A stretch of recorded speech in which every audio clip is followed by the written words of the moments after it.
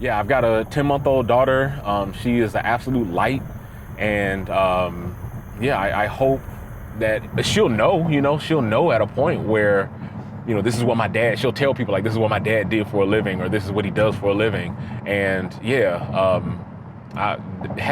doing work that is meaningful to the community, that is edifying to me, yeah, that absolutely matters.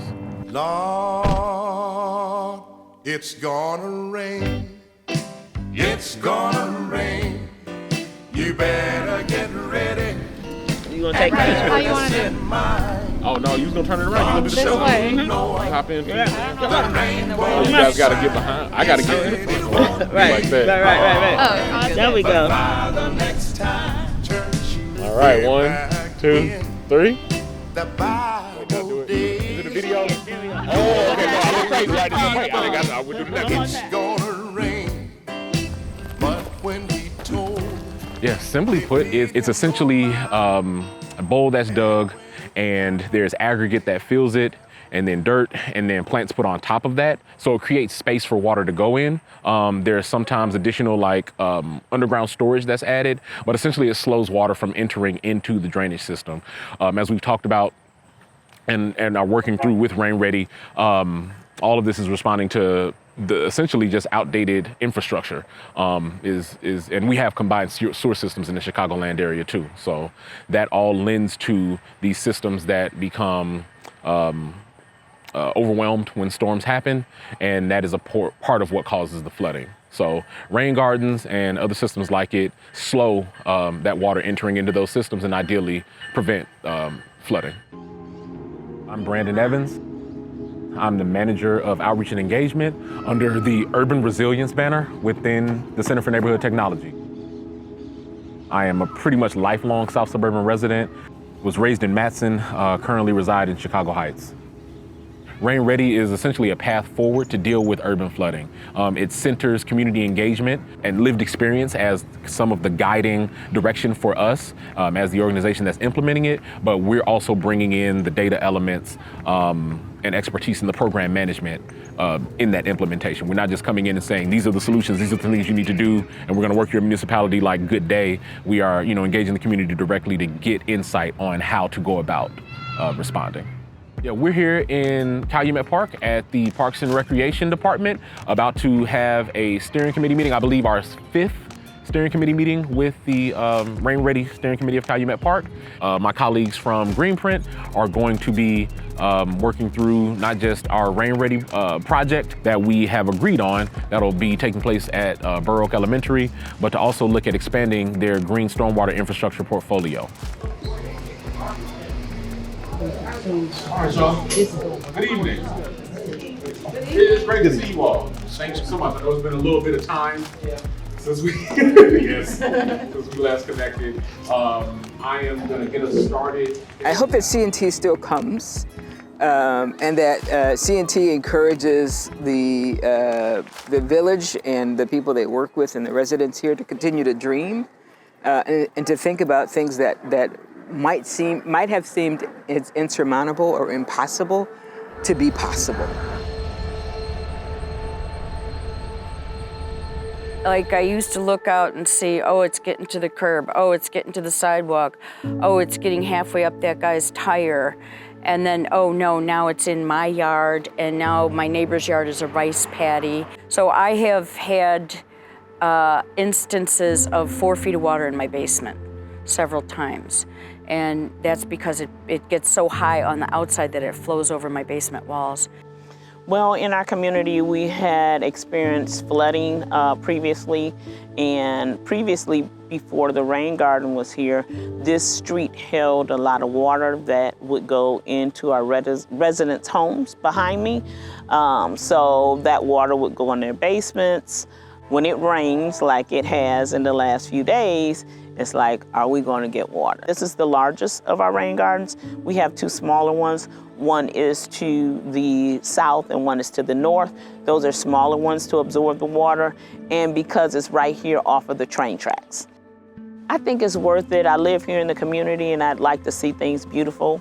I like to see that we have new things in our community as well. You can come and walk through, you can sit there.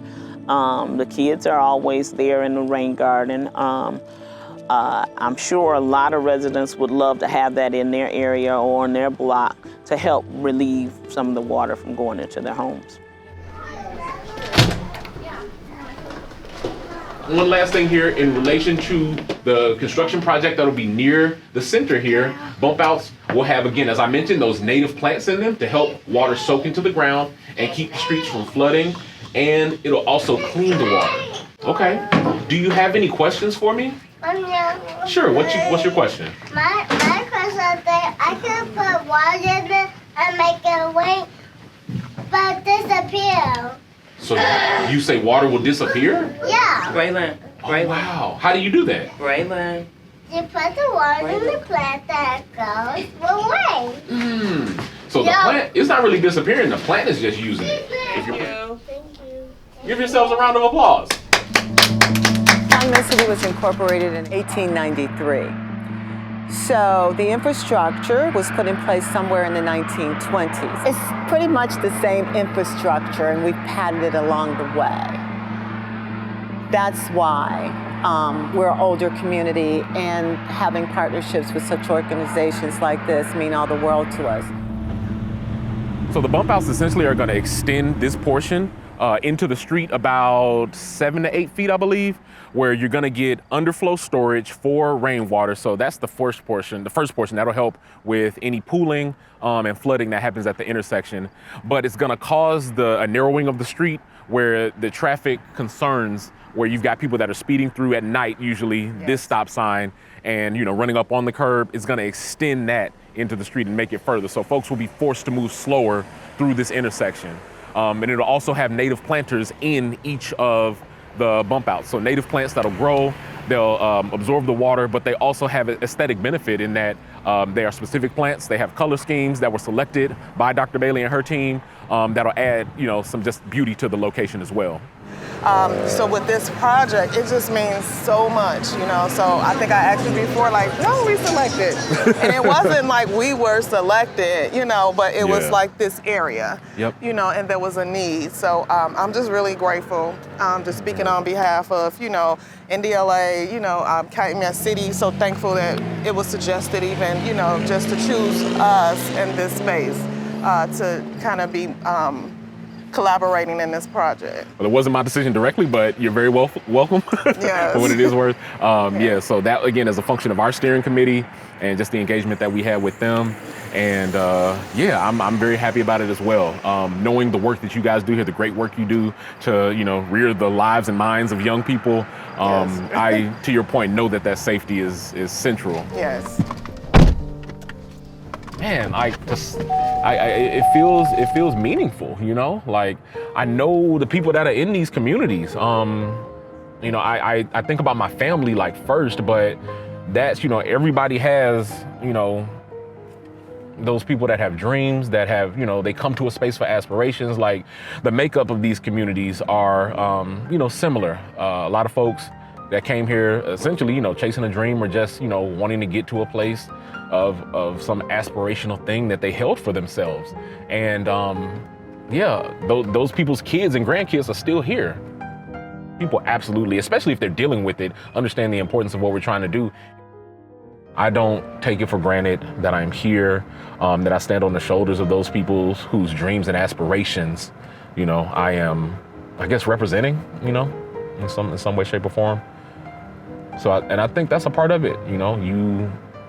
You think of those people and what they sacrificed and who they were before you, and that plays in on your why. Lord, it's gonna rain.